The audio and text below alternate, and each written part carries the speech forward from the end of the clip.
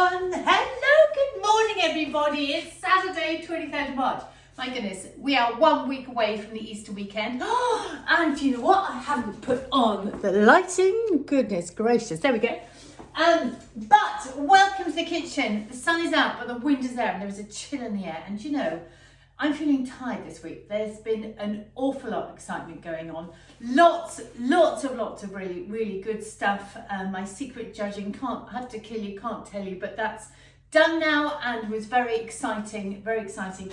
But anyway, so it's definitely a bit of a regroup this morning for me, just to make sure I've got things in hand, because with an excitable, emotional week comes comfort eating. And I'm so excited because not because there's this really brown banana in the fruit bowl sitting in front of me here. Do you know, my husband said to me, I don't eat many bananas these days. My husband said to me, no, I do like bananas. I'd love to have them in the freezer. So I've been quietly watching this. You know, when bananas go brown like that, the sugar content is much higher. They're much sweeter. So the thing is, don't let them get that brown. You know, if you've got bananas, great. They have their place, of course. Just peel them and get them into the freezer quicker before they go really brown and really sugary, because that's just, generally speaking, going to be better for you. Right, okay, those can get out of the way. So anyway, where I'm at, yeah, busy week. Let's make sure we've just got the right things in place. And I was telling you that I am very excited because I have been working really hard this year, and as everybody works hard, don't they? But on particular business things, and it hasn't always been apparent to you guys who are out there, but I have been building a really good platform for my teenagers, my online courses, and it's really coming to fruition, and which means that I can look forward after Easter to the next thing. And what has just suddenly come to me is that I am ready to help you guys, individuals, and what it's going to be is a 3-month program with me, one-to-one, and it's going to be all about support for people very much like me who get caught up in emotional and disordered eating, which is often the case with somebody with ADHD. I absolutely know from my nutritional therapist background and from my life experience and my teaching that these things cannot be overcome in 1 session or 2 sessions. These things are all encompassing for an individual, and one needs hand-holding and support along the way. And it's so personal and so individual. You know, this is the only way that I know I can have huge success. And I'm going to have to stop now because my dog is hugely excited and has been in the garden, and now she wants to come inside. So I'm going to let her come inside because it's Saturday morning. So here we go. Hang on a minute.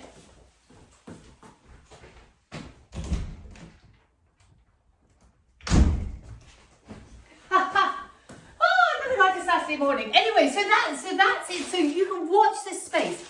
I'm talking about it now because it is happening. I popped it in my newsletter yesterday. If you get my newsletter and you enjoy reading it, that's great.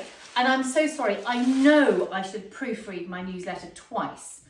And of course, I didn't yesterday. I sent it off. Lovely Kirsty actually sent it out for me just because it just takes one thing off my life. And I didn't proofread it, and you can tell, can't you? And that is often the case. So I'm just really sorry, but it's so important to me to just get it out there and just say hi and say what's going on, and you know, and just heads up of so on. That you know, to me that's more important than actually having it word perfect. Though I know when I read it back and I go, oh, that's excruciating. So I'm just saying I'm sorry. Which brings me to Kale crisps again. Now I know I've done this before, but you know, the best things are repetitive, and no, Ivy, you're not going out again. Oh dear. So, you know, do you make kale crisps? You know, it is Saturday. We are going to be having a nice Saturday or social weekend for whatever reason it is, whether you're home alone on your own, whether you're with friends, whether you're going out to friends, whether you're going out to party. But I bet you feel that at some point this weekend you should treat yourself to something rather lovely. And how about a bag of crisps? And in my dangerous life, I'm going to call it, that will be a nice big bag of kettle chips. Or, you know, there are posher ones, aren't there? And I can't think what they're called. But, you know, I need something that's gluten-free and I need something that's crunchy. You know, there's something really important about us Brits. And actually probably this crossword. We just love a crunch. You know, we just do. We just need a crunch. So, and a crisp is what does it for us. So if you ever look at the back of a packet of crisps and see what's in them, you know, dodgy, you know, I mean, Doritos are quite a good one to see what's going on in there. You know, these things we don't need in our lives. They're addictive. So let's just enjoy crisp with everything that you want them to be. Cheesy, a bit salty, tasty, crunchy, a little bit a bit oily, well, you know, that's what they're about, aren't they? That's what potato crisps are about. So anyway, these kale crisps, I'm growing lots of kale this year to make sure that I can make these with abundance. So these kale crisps, this is curly kale. I prefer it if I buy it in the leaf form, because then I just pull the little leaves off the stalk. If you buy it when it's already been sort of chopped up a bit, you get little bits of the chunky stalk, and they are horrible. You won't, you know, they won't work in your crisps. So you actually have to go through the whole lot to get rid of them. So that's just annoying. So that's my little top tip. But whatever you can get, go for it.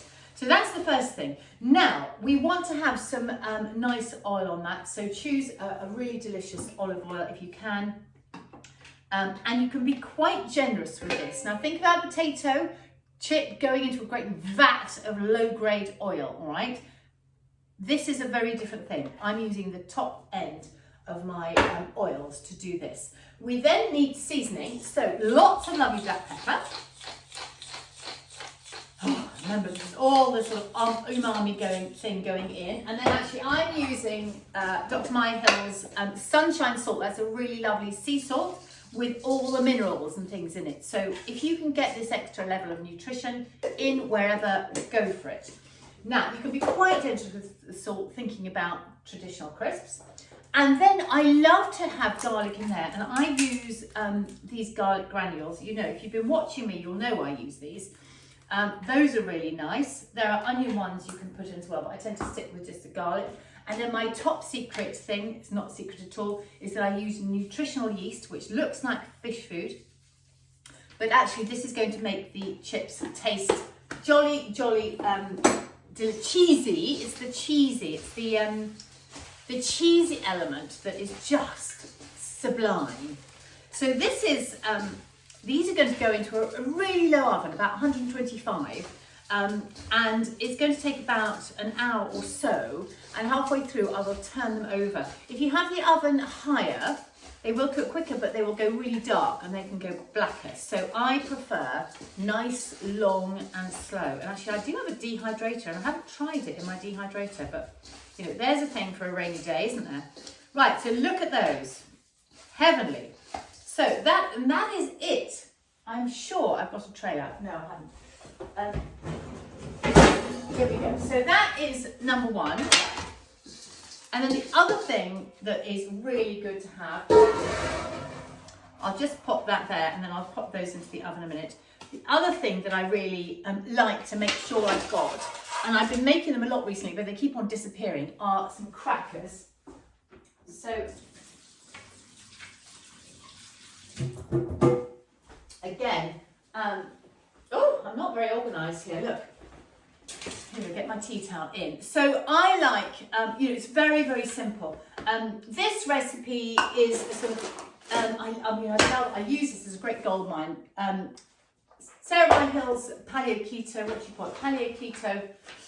Paleo Ketogenic, the one how really useful. And she is absorbed into their recipes from her friends and people that do Paleo Keto diet and recipes that really, really work.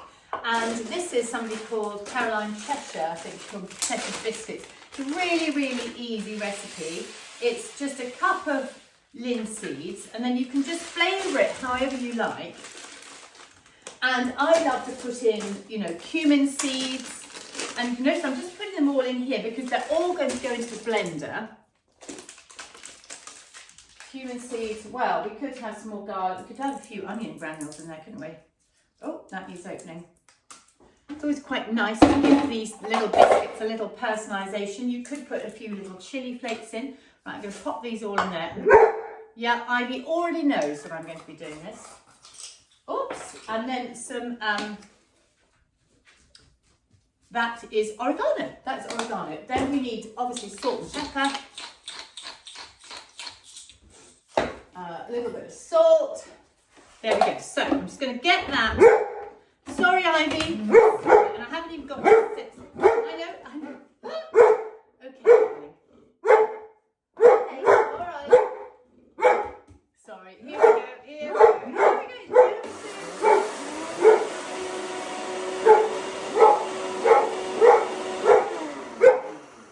I'm sorry, darling. Okay. All over. She hates it. I normally have a nice little stick.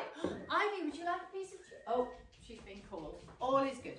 Right, so now we get a bowl, and then we just have half a cup of water. But I do like to make them a little bit extra special, and it makes them crispier. So this is not a Carol and Cheshire thing, and it does add extra oil in. But you know, this is making these a bit treaty, which means you are not going to feel left out, because feeling left out is not a good thing. So I like to put in a few tablespoons of coconut oil, or another ice oil. You could use olive oil, just a little drizzle in there, and then I'll mix that up. Right, I think a wooden spoon is going to be in hand. And then, do you know what? We are nearly done. It's going to be short and sweet today, because I have got seeds to grow. I'll put some pictures in. I'm so pleased. All the seeds that I sowed last weekend are pretty much, well, I'd say 3/4 have germinated, which is so exciting. Tomatoes I will keep inside. Right, now we've got this lump, which is quite sticky, but it is going to thicken up with that linseed. So I'm just going to get